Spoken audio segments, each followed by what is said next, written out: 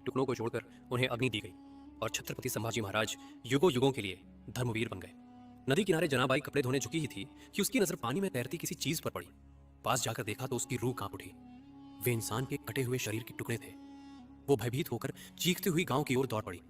उसकी चीख सुनते ही गांव वाले दौड़ते हुए नदी किनारे पहुंचे। पानी में देखते ही सब कुछ समझ में आ गया। तभी किसी ने कांपती आवाज में कहा, यह किसी आम आदमी के नहीं है, ये हमारे राजा छत्रपति संभाजी महाराज के शरीर के टुकड़े हैं। औरंगजेब ने उन्हें मारकर भी चैन नहीं लिया। उसने शरीर को टुकड़ों में कटवाकर नदी में फेंक दिया ताकि शरीर का अपमान हो और अंतिम संस्कार तक न हो सके। बिना एक शब्द बोले गांव के लोग नदी में उतर गए। एक एक करके शरीर के सभी टुकड़े बाहर निकाले गए। आंसुओं से उन्हें धोया गया और धागों से जोड़ा गया। हर टाका ऐसा लग रहा था जैसे इतिहास को फिर से जोड़ा जा रहा हो। गांव के चारों ओर मुगल फौज का साया मंडरा रहा था।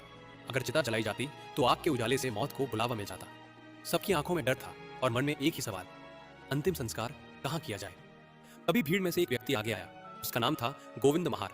उसने दृढ़ स्वर में कहा, जिस राजा ने हमारे धर्म और स्वराज्य के लिए अपने शरीर के टुकड़े करवा दिए, उसका अंतिम संस्कार मेरी जमीन पर होगा, चाहे इसके बदले मेरी जान ही क्यों न चली जाए। गहरी रात के अंधेरे में गोविंद महार की जमीन पर संभाजी महाराज के जुड़े हुए शरीर को हिंदू विधि विधान के अनुसार अग्नि दी गई। न कोई ढोल बजे, न कोई शोर हुआ, बस जलती हुई चिता थी और रोती हुई आंखें। उस दिन धर्म और स्वराज्य के लिए अपने प्राणों का सर्वोच्च बलिदान देकर छत्रपति संभाजी महाराज युगों युगों के लिए धर्मवीर बन गए।